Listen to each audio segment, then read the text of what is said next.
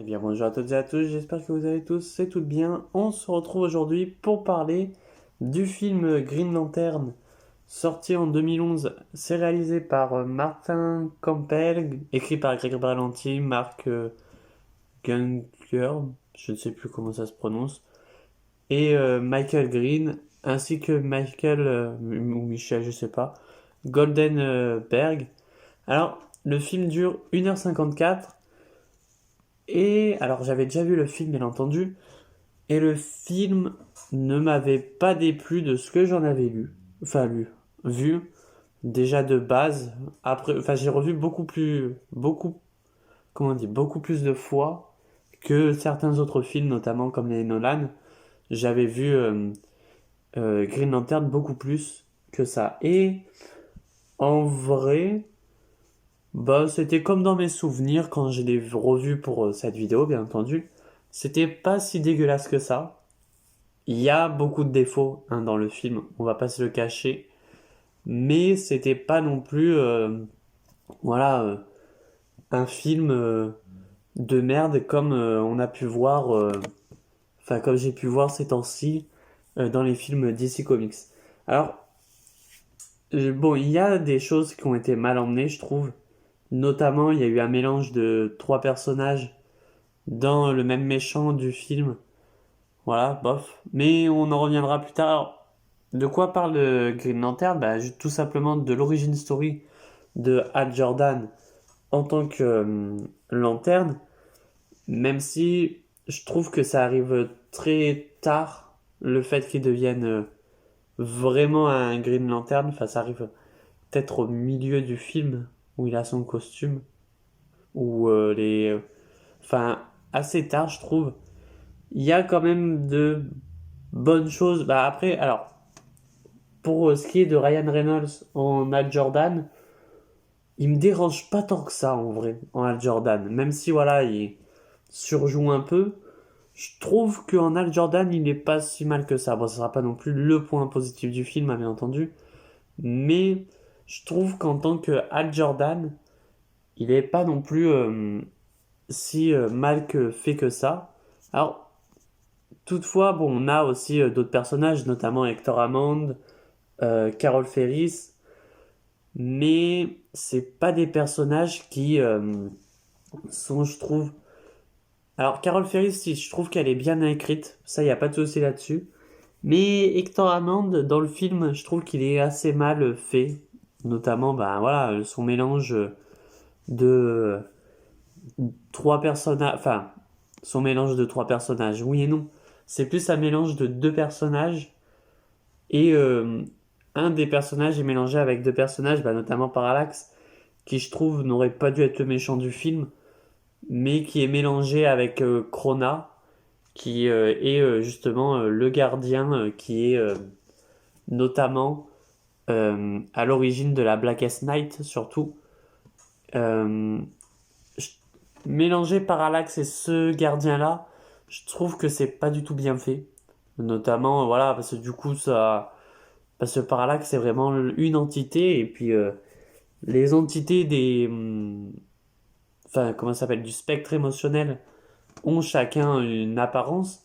Là, tu te dis si l'entité, si cette entité-là, Parallax, a cette apparence, ça veut dire que les autres ont toutes la même. Et c'est ça qui est assez dommage. Mais toutefois, j'ai pas passé un mauvais moment devant ce film. Faut que je l'avoue, hein. Me suis pas non plus, voilà. Après, je me suis pas non plus hypé en mode ouais super et tout. Non, mais c'était pas non plus un mauvais film. Il y a des défauts, il y a des qualités à ce film, mais je trouve que tout ce qu'on dit que Green Lantern est vraiment un film de merde, etc., c'est pas non plus super bon. Parce que voilà, ce qu'on a sur d'autres films, enfin sur les films d'ici en tout cas, bah, il y avait de la bonne merde. Et que là, bon, ça rehausse un peu le niveau. Alors, je sais pas si le film Green Lantern avait pour but de, comment ça s'appelle? De créer un univers partagé.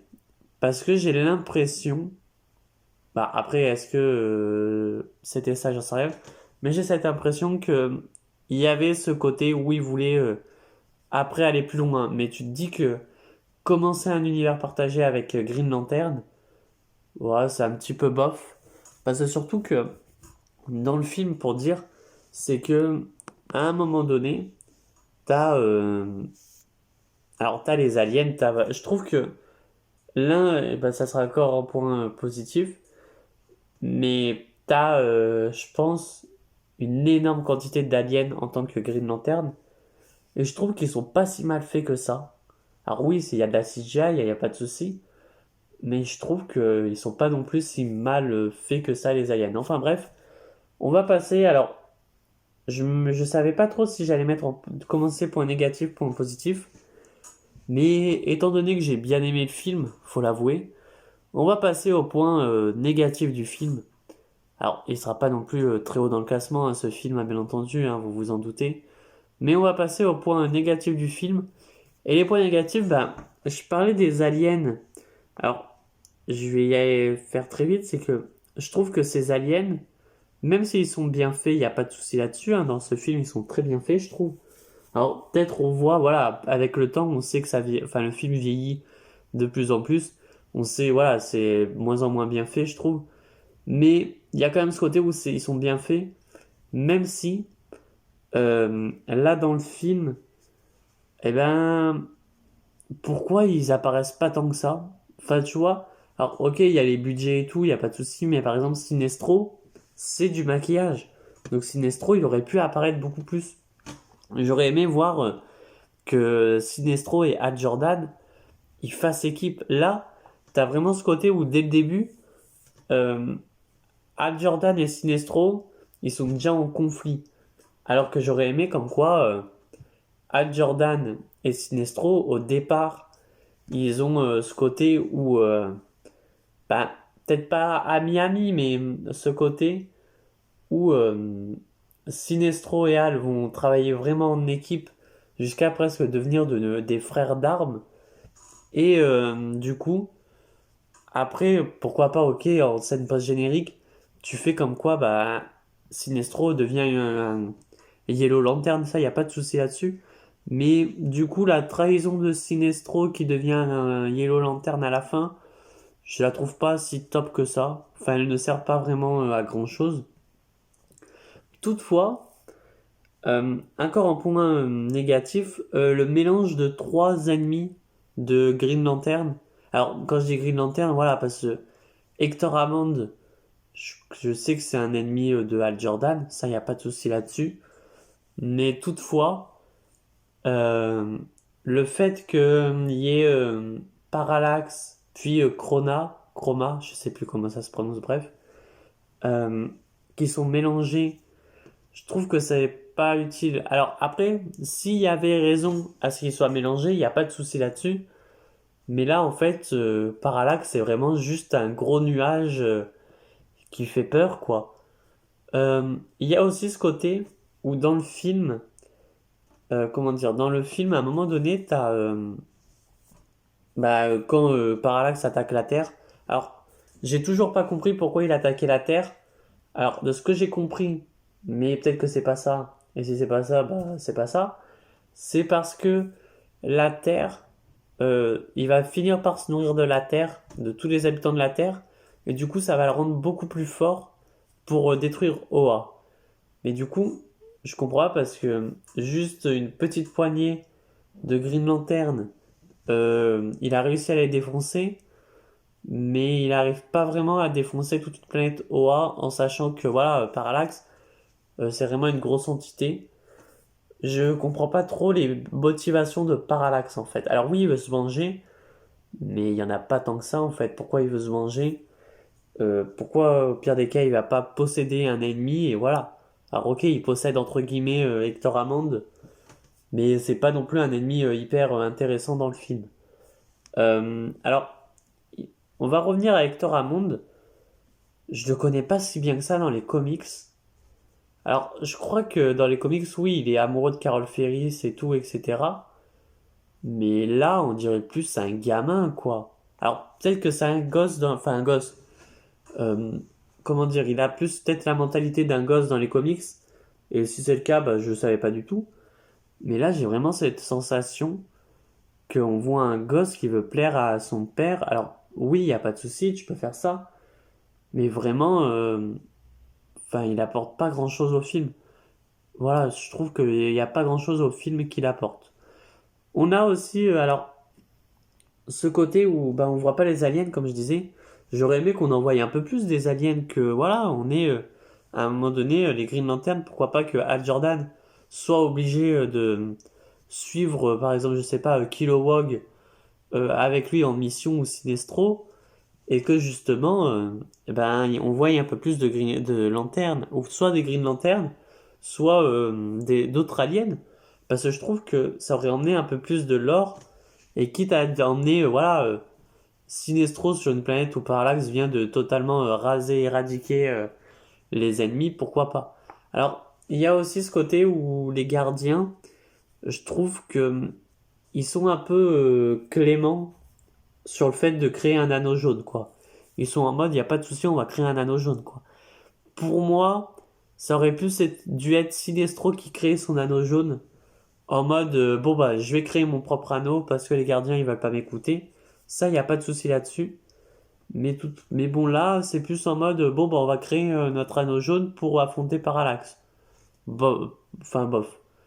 Euh, Après, en point négatif, c'est plus, ce que j'aime pas, c'est que quand Abin Sur tombe au sol, à ça on en reviendra aussi, hein, bien entendu, c'est que il y a vraiment une sphère qui sort de l'anneau pour aller chercher un porteur. Et j'aurais aimé comme quoi, justement, ça soit l'anneau qui se détache de son doigt et qui aille tout de suite en direction du porteur. Mais cependant, j'ai eu cette impression qu'il voulait mettre un petit clin d'œil en mode, alors peut-être c'est vraiment bête, hein, mais comme quoi, parce que tu vois qu'à un moment, qu'à un moment donné, la sphère, ça, du coup, je sais pas si je le mets en point positif, parce que je sais pas si c'est fait exprès ou pas.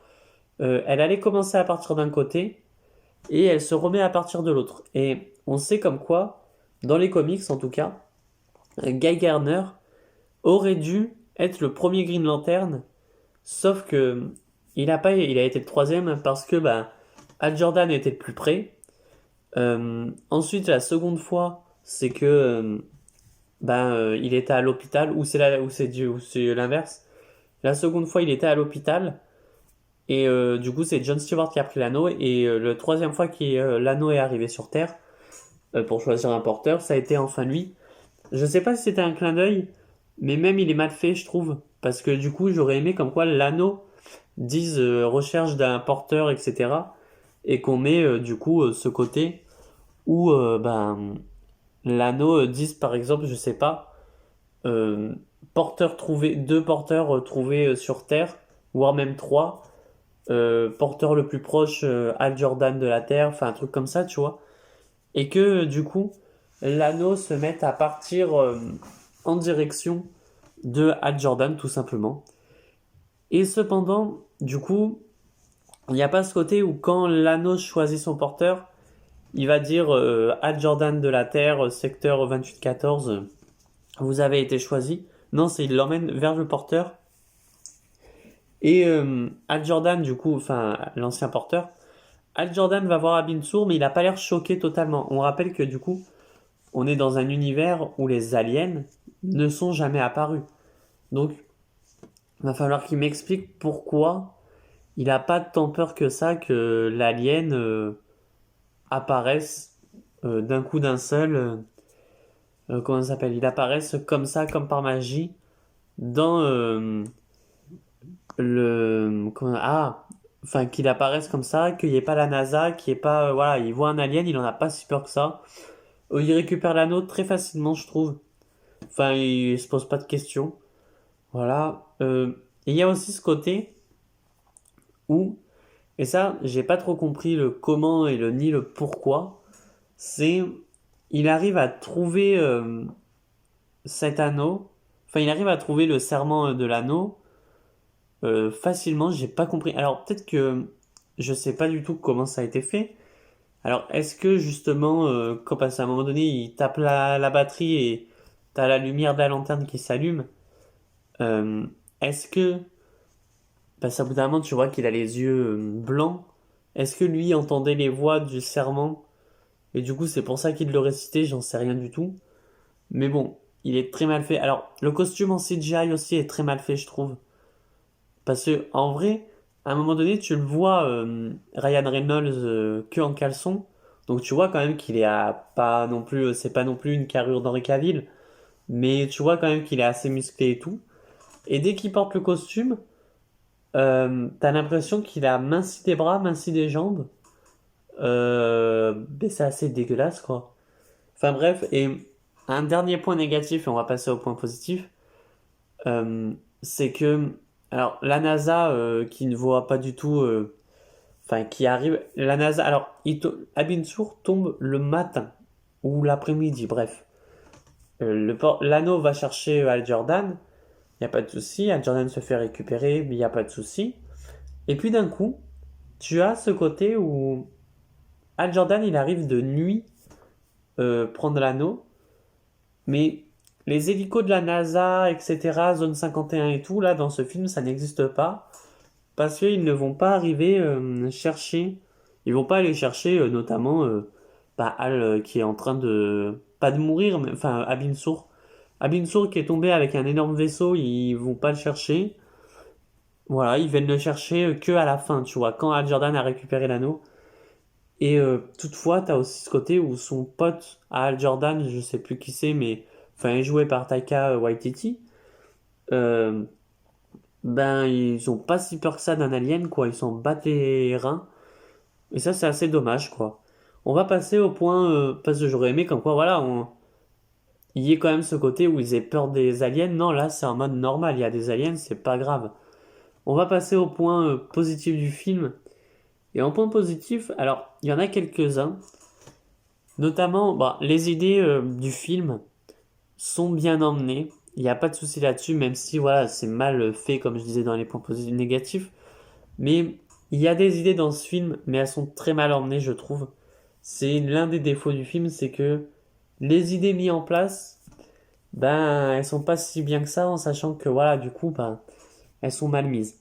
Mais cependant, il y a quand même ce côté où, voilà, Al Jordan, ben, même s'il est un peu mal joué, c'est Al Jordan quand même, qui a une tête brûlée, qui n'a peur de rien, voilà.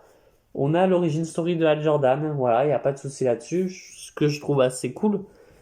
Même si, alors, j'aurais aimé comme quoi on ait l'origin story dès le début du film, mais pas grave, on l'a eu pendant que Al Jordan a failli se cracher. Il n'y a pas de souci là-dessus, ça m'a pas dérangé plus que ça. On a aussi un point positif qui est que dès l'intro du film, et c'est ça que j'ai bien aimé, on t'explique ce que c'est le corps des Green Lantern. On t'explique comme quoi il y a 3600 secteurs. Et j'aurais aimé, mais ça après voilà, c'est pas un défaut, c'est j'aurais aimé comme quoi on nous dise comme quoi il y a 3601 secteurs, mais que pourquoi pas le 3601e secteur, on nous dise qu'il a été détruit, qu'il a disparu, un truc comme ça. Et puis voilà. Mais voilà, j'aurais aimé qu'on nous dise ça, mais ça c'est pas un point négatif. Mais voilà, le fait qu'on t'explique comment le corps des Green Lantern a été créé, etc., pourquoi pas. Après, ce que je trouve dommage, c'est qu'on nous ait pas parlé des Manhunters. Mais pourquoi pas, voilà. Enfin, peut-être que dans un second film, il y aurait eu, je sais pas. Mais j'aurais aimé qu'on nous parle des Manhunters. Comme quoi, voilà, les gardiens avaient créé ça avant et après ils se sont dit, enfin, on va créer les Green Lantern. Mais bon, Carol Ferris qui est super bien joué, je trouve. Hector Hammond, c'est pas qu'il est bien joué, mais pour un premier film Green Lantern, je trouve qu'en ennemi principal, pourquoi pas. Après, le côté, il est possédé par Parallax, etc., bof. On a aussi le côté où, justement, Al Jordan, enfin, pas Al Jordan, on a, pardon, enfin, oui, Al Jordan qui au départ ne veut pas être un Green Lantern, pourquoi pas. Et ensuite, bah, petit à petit, va le devenir. Ah oui, et j'ai pas précisé aussi un point négatif, c'est que Al Jordan arrive à battre seul Parallax, et dans le film, on voit comme quoi t'as Parallax qui défonce une armée, pas une armée, mais enfin un groupe des meilleurs Green Lantern. Il les défonce tous. Donc là, je comprends pas pourquoi Hal Jordan arrive à battre Parallax. Mais bref, repassons au point positif. C'est que t'as ce côté où Hal Jordan, du coup, va vaincre. Enfin, voilà, vaincre Parallax, pourquoi pas. Mais, ok, il est bien traité dans le film. Mais je trouve qu'il aurait pu être mieux traité. Voilà, après voilà. Amanda Waller, alors, je voulais le mettre en point négatif. Au départ, j'avais écrit en point négatif. Mais cependant, je me dis que Amanda Waller, elle est pas si importante que ça en fait dans le film. Et puis t'as son origin story, on te le met pas comme ça d'un coup de tête. Grâce à Hector Hammond qui quand il touche quelqu'un, ça c'est un des pouvoirs qu'il a dans les comics, je sais. Quand il touche quelqu'un, bah, il a ses souvenirs et tout. Voilà, c'est grâce à lui qu'on a les souvenirs de Amanda Waller. Bah, ça me gêne pas. En fait, je trouve qu'il est bien réussi, elle est bien réussite. Alors, je crois que du coup ils sont partis sur la Amanda Waller New 52 qui est toute fine et tout. Bon, bah après, voilà, c'est un choix, voilà, il n'y a pas de souci. Mais je trouve que cette Amanda Waller, alors même si, alors, elle a ce côté un peu froid et tout, mais je trouve qu'elle est quand même assez gentille envers Hector Hammond. Moi, Amanda Waller, je pense, enfin, pour moi, envers Hector Hammond, elle l'aurait menacé en mode si vous balancez tout, je vous fais sauter la tête ou un truc comme ça, quoi. Là, je trouve qu'elle dit oui, faut pas être méchant, enfin, faut rien dire parce qu'il y a des gens au-dessus qui peuvent nous faire taire. Bof, voilà. Alors, je trouve quand même que le fait qu'on voit Al Jordan travailler, il n'y a pas de souci là-dessus, tu vois, je trouve que c'est bien fait, etc. Euh, mais après, alors, en point positif encore, je trouve, alors, ce qui est rigolo, mais je trouve que la musique, alors, elle est presque inexistante, il n'y a pas de souci là-dessus. Mais elle me fait un peu penser à la musique de Superman à un moment donné. Mais est-ce que c'est moi? J'en sais rien, mais je trouve qu'il y a des moments où la musique elle me fait plus penser à la musique de Superman, mais un peu remasterisée entre guillemets. Voilà, après il n'y a pas tant de points négatifs, positifs que ça. La relation, alors la relation, comme on parlait dans la précédente vidéo sur Nolan, enfin sur le Batman The Dark Knight, que j'y croyais pas du tout à la relation Harvey Dent et Rachel Dawes.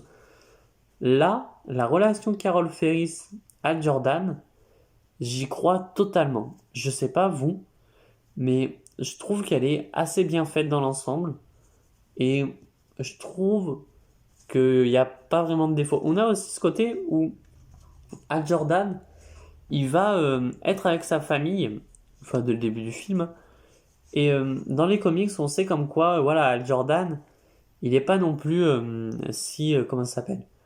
Il n'est pas tant que ça pas aimé, mais je veux dire, le fait qu'il travaille dans l'aviation, il est pas aimé, enfin voilà, ses proches n'aiment pas qu'il travaille dans l'aviation. Et je trouve que ce côté-là, on le voit quand même si il est pas tant bien fait que ça, on le voit un peu en mode, bah, le fait qu'il ait eu un accident, ça arrive aux infos, et t'as tout ça, enfin ses profs, je crois que c'est ses frères et sa sœur, je sais plus, bref, qui vont lui dire comme quoi, voilà, il a fait une connerie, qu'ils savent pas ce qu'il attend, est-ce qu'il veut mourir comme son père, etc. Son père qu'on a à l'origine story, voilà, qu'il meurt, etc. Ça, y a pas de souci là-dessus. Je trouve que c'est bien fait. La relation avec son cousin, non, c'est son neveu du coup, elle est touchante aussi, voilà. Après, bon, ça, c'est pas non plus énorme, etc. On va passer au point, enfin, on va passer, j'allais dire, au point positif, bref. On va passer du coup au point, au classement, pardon. Alors, dans le classement, du film, justement, on a alors, si je me souviens bien, parce que je vais vous refaire le classement, même si pour vous c'est écrit, mais en classement des films, on a, alors attendez, alors, on a Superman Returns en première position, Batman Begins en seconde, Batman The Dark Knight en troisième position, après Superman 79 en quatrième, Batman 89 en cinquième, Superman 2 en sixième position, Swamp Thing en septième, etc., etc. Je pense que ce film, ça vaut pas non plus d'être en troisième position. Mais toutefois, je pense qu'il va être en quatrième. Non, non, il va pas être en quatrième position. Je vous dis une bêtise. En fait, je regardais pas du tout quatrième position. Mais ce film, il va être en sixième position dans le classement. Donc Superman 2 passe en septième. Mais tout simplement parce que j'ai pas passé un si mauvais moment que ça dans le film, devant le film, je trouve. Il y a des défauts sur ce film, bien entendu, il y a des défauts. Il a aussi des bonnes qualités, je trouve. Mais c'est parce que voilà, après, j'ai vu des films de merde, il n'y a pas de souci là-dessus. Mais voilà, j'allais pas le mettre non plus au niveau d'un Catwoman. Voilà, il est à sa place. Et ça changera pas, de toute façon, ça peut plus changer, à part si voilà, je me mets qu'il y a un Joker. Mais s'il doit y avoir un Joker, ça serait pas pour ce film-là. C'est un bon film. Je sais que il y en a qui aiment bien ce film. Voilà, enfin, ou que c'est leur plaisir coupable. Là, ce film, c'est pas non plus un nanar. Alors, il fait presque nanar sur certains points, mais c'est pas non plus un si mauvais film que ça. Enfin bref, sur ce, n'hésitez pas à vous abonner, à liker, à partager la vidéo. Et moi, je vous dis à très bientôt et à très vite pour de prochaines vidéos. Allez, ciao tout le monde.